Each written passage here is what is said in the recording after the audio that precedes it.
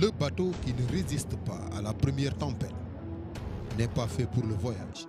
Cette citation de Moses Isegawa, écrivain ougandais, montre que la préparation au danger de la mer est une nécessité à laquelle n'échappe aucune communauté en contact avec la mer. Pays avancé dans l'océan Atlantique, le Sénégal est un État à forte vocation maritime. Il dispose d'une frange côtière de plus de 700 km, d'une zone économique exclusive qui s'étend à 200 nautiques et d'un réseau dense de cours d'eau navigables, soit un territoire fluvio-maritime plus étendu que le territoire terrestre. Dakar abrite un des principaux ports de l'Afrique de l'Ouest. Environ 60% de la population sénégalaise vit sur le littoral et mène des activités liées à la mer, notamment la pêche. Les eaux sénégalaises sont riches en ressources halieutiques et énergétiques.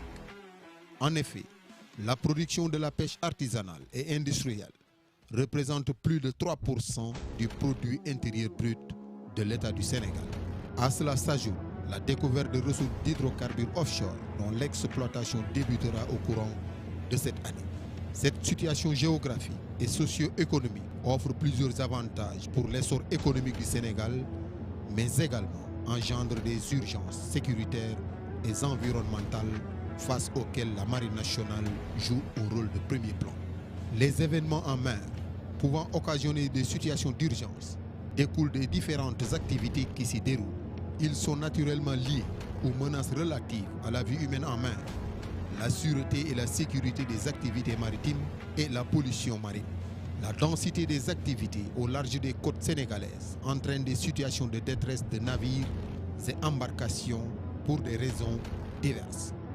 L'immigration irrégulière par voie maritime engendre souvent des drames humanitaires. Conformément à ses engagements internationaux, le Sénégal couvre une zone de responsabilité d'une superficie de 4 millions de kilomètres carrés de la Mauritanie à la Sierra Leone, dans laquelle il assure la coordination des opérations de recherche et de sauvetage. Sa position géographique expose le Sénégal au trafic international de drogue empruntant les voies maritimes et à la piraterie maritime. Ces activités illicites, qui sont de nature à déstabiliser l'économie, conduisent à des situations qui nécessitent une intervention d'urgence. Le risque de pollution est inhérent aux incidents en mer, tels que les collisions ainsi que les accidents au niveau des pipelines d'hydrocarbures qui ravitaillent les industries pétrolières sur le littoral. L'exploitation prochaine d'hydrocarbures offshore fera peser des risques supplémentaires de pollution. Ces risques peuvent affecter la santé des populations du littoral, l'environnement et les écosystèmes marins et fluviaux. Face à ces situations d'urgence, la Marine nationale, à travers les centres de coordination des opérations des différentes bases navales, participe activement à l'assistance des usagers de la mer en situation de détresse. Durant l'année 2022, 14 missions de secours maritime coordonnées par les CCO ont permis de secourir 23 personnes. Dans le cadre de la lutte contre l'immigration irrégulière, 372 jours de mer ont été effectués en 2022. La Marine nationale met en œuvre une approche préventive à travers une surveillance des sites à risque tels que les embouchures des fleuves, un suivi permanent des navires à passagers faisant la liaison Dakar-Ziguinchor et la sécurisation des compétitions en mer, notamment la traversée Dakar-Gorée.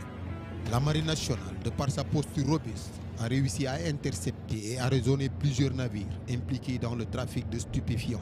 Entre 2020 et 2022, 17 tonnes de hashish et 2 tonnes de cocaïne ont été saisies en mer. Pour faire face à ces risques de pollution, la Marine nationale a réceptionné en 2016 le patrouilleur de haute mer Fouladou, équipé d'un barrage anti-pollution et d'un dispositif d'épandage de 10 personnes. De plus, elle mettra en œuvre le futur remorqueur multifonction de la ASMAR, qui sera doté de moyens performants de lutte contre la pollution.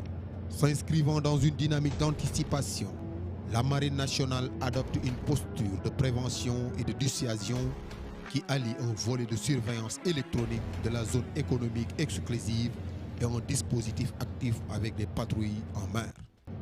La Marine nationale assure également la sécurisation des sites d'exploitation d'hydrocarbures offshore.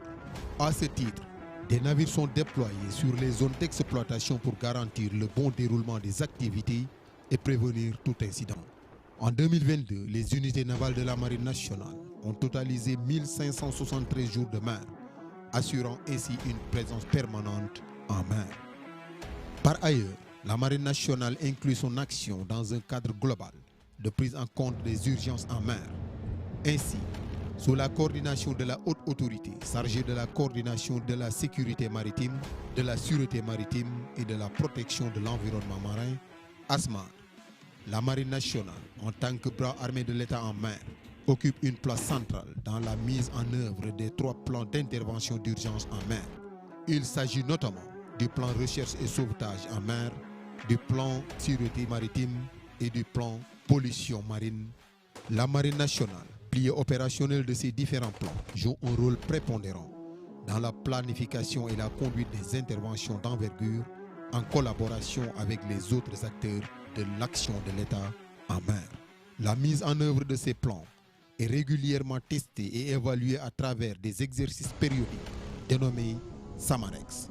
L'édition de l'année 2022 fut une occasion de déployer les moyens et d'appliquer les procédés pour contenir un déversement accidentel d'hydrocarbures en mer.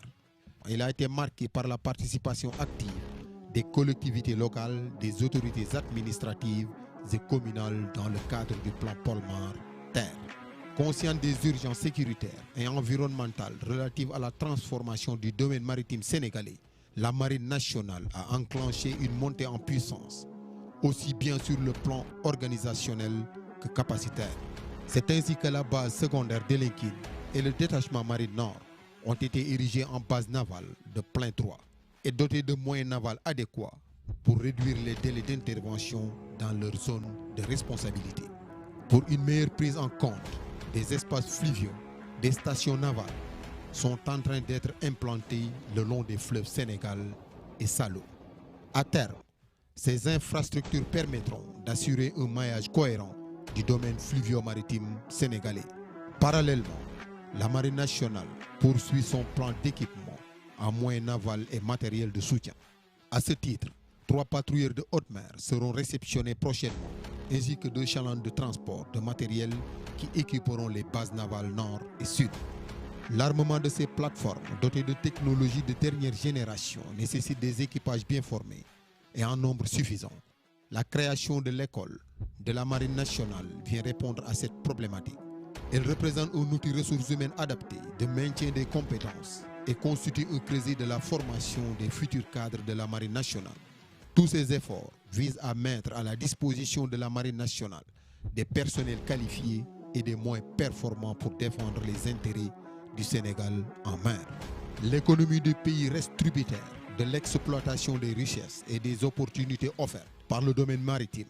Le développement harmonieux de cette économie bleue dépend fortement de la sécurité et de la sûreté des activités en mer.